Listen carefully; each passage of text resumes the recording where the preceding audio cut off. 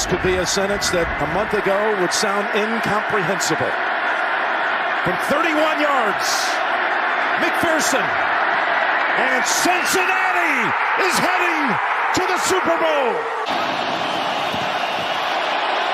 Garoppolo under pressure. Donald got there in the air, intercepted by the Rams, and they may ride to the Super Bowl on that. No one in their right mind would have guessed these two teams making it to the Super Bowl at the start of the season. I mean, the Rams, yeah, I mean, you could see them going just because they got Stafford from the Lions. Pretty optimistic going into the season that they would make runs in the playoffs. Super Bowl, though, I don't know, pretty cool that they're playing at SoFi, their home stadium, second year in a row, because the Bucs played at the Tampa Bay Stadium last year and ended up winning. So we'll see if the Rams can do it again. But the Bengals, who would have thought Joey B, Joey Shiesty, Joe Brr, who would have thought he'd have dragged the Bengals all the way to the Super Bowl? They drafted him number 1 overall in 2019 or 2020. And then the next year, they took Jamar Chase number 5 overall. So back-to-back years, they had top 5 picks.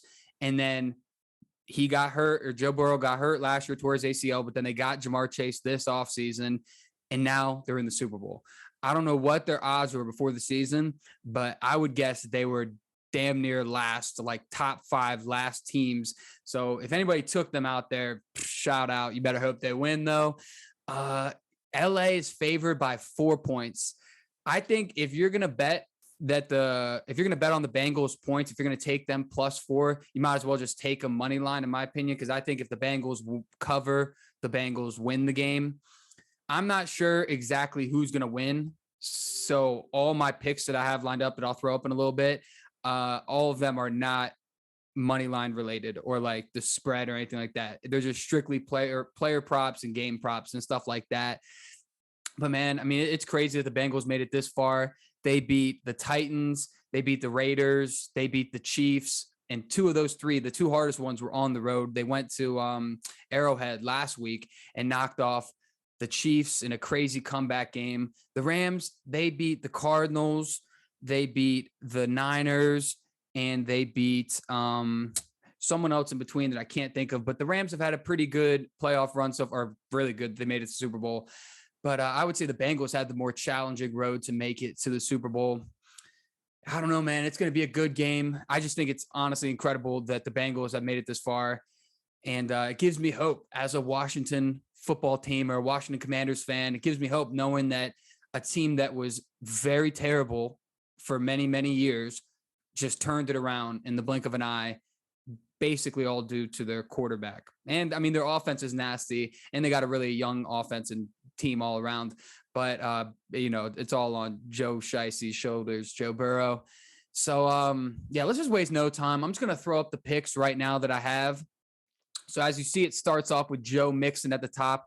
Now, let me just say, this is not a 10-leg parlay. Now, you can take any of these if you want. You can parlay them together and do a little SGP, a little same-game parlay action. But I'm not going to do a whole lot of parlaying on Sunday. Of course, I'll do a little bit. But how I'm looking at it is it's the last game of the year. So we got to bet the house. You take everything. If you kind of like something on Sunday, take it, because you won't be able to bet on football until August of next year. Even September is when regular season starts, because betting on preseason is just some degenerate activity and usually doesn't turn out too well. So back to the list. I like Cooper Kupp. Obviously, I took every over prop for him in the NFC Championship. He's just a dog. I don't see him not going off. His receptions was at 8.5. So I don't know about all that. I mean, 9 catches for him is pretty average, but in this type of game, I don't know. I'm just taking his yards, 104.5. T. Higgins, number 85 for the Bengals. I really like him over 69.5. He had a good game. He had a great game in the AFC Championship. I just think if Jalen Ramsey is going to be shadowing Jamar Chase for the majority of the game, as long as Joe Burrow can make some plays with his feet and, not get sacked, because when they played the Titans, he got sacked 9 times, but he did pretty good, or the O-line did pretty good against the Chiefs.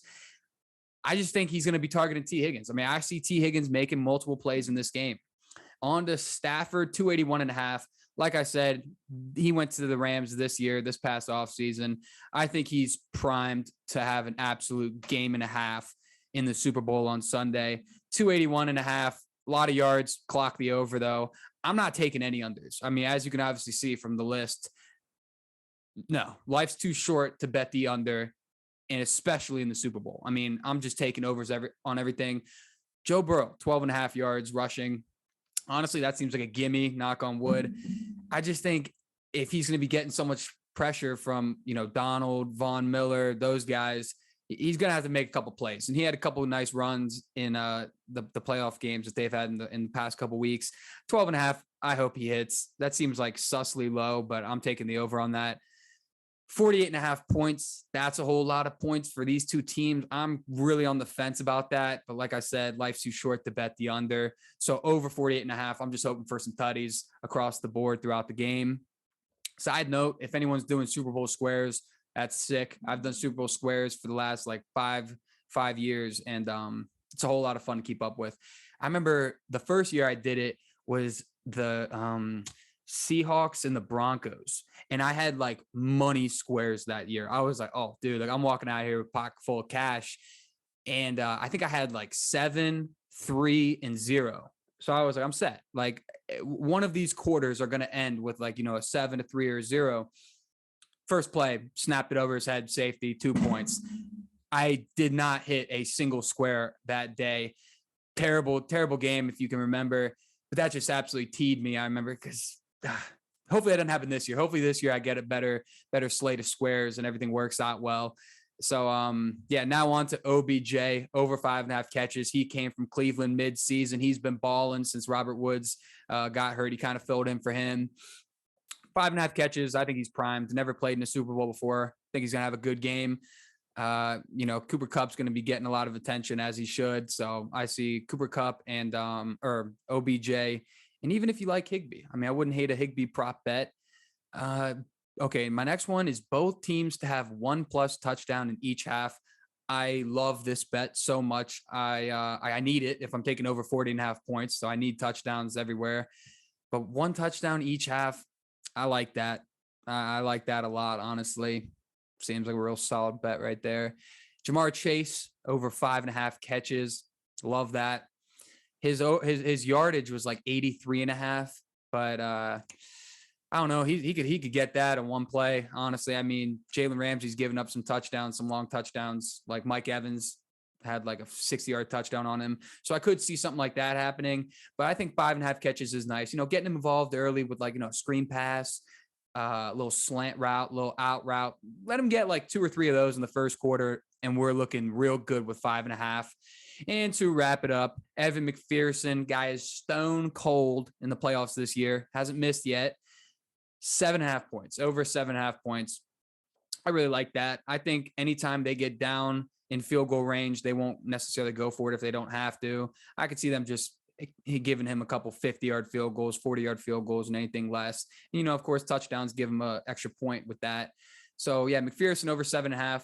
Like I said, I don't recommend parlaying all of that. I mean, you can't even, because you can see it says cannot be combined. You can combine like 5 of them, I think, or like 6 of them. But I'm not parlaying much. I'm going to do a couple, but a lot of these that are listed are going to be just solo straight bets, because that's basically the only way I don't get my heart ripped out by one of them not providing what I need them to do. I'm excited though. I mean, how can you not be excited for the Super Bowl? The Chiefs aren't in it. I'm so happy when the Bengals won. I'm not a Chiefs hater, but they've been in it like the last like 3 years or like 2 years. And I just want something different. I want a different storyline. And honestly, there's no better storyline recently than Joe Shiesty. Like, guy's a baller. His press conferences are hilarious. His game day fits are legit. Everything about him is just baller. And he's young. He's only like 25, 26. So if he can get a Super Bowl ring this early in his career, sky is the limit, along with the rest of the team. I mean, if Jamar Chase can get one at this age, really young team. So I don't know, man. I mean, I'm really on the fence. I don't know who I think is going to win yet. I just want to see a good game. Rams are favored by 4. if I had to say, I would say Bengals cover 4. That doesn't mean they're going to win, though. I would say the Bengals would cover +4. I think we're going to have a close game. I really hope so. And I hope it's not like the last time the Rams went to the Super Bowl, which was really boring. And the final score was like 13-3. So I'm not trying to see that. But it's an exciting time. I mean, it's sad because football is coming to an end. But, this is what you do the whole season for. I mean, you play the whole season in attempt to get to the Super Bowl. These two teams have gotten there. So let's just enjoy it. I mean, we got the draft in a couple months. It's going to be a new season. Summer will probably fly by as it always does. And next thing you know, we'll be starting a new season. Thank you very much, like I said, for watching or listening, whichever one you did. Today was Tuesday, February 8th, 2022. This was episode 74 of The Michael Maher Show. I'm your host, Michael Maher, and I'll see everyone next week. Who won't smoke with us? Who won't smoke with us? Who won't smoke with us?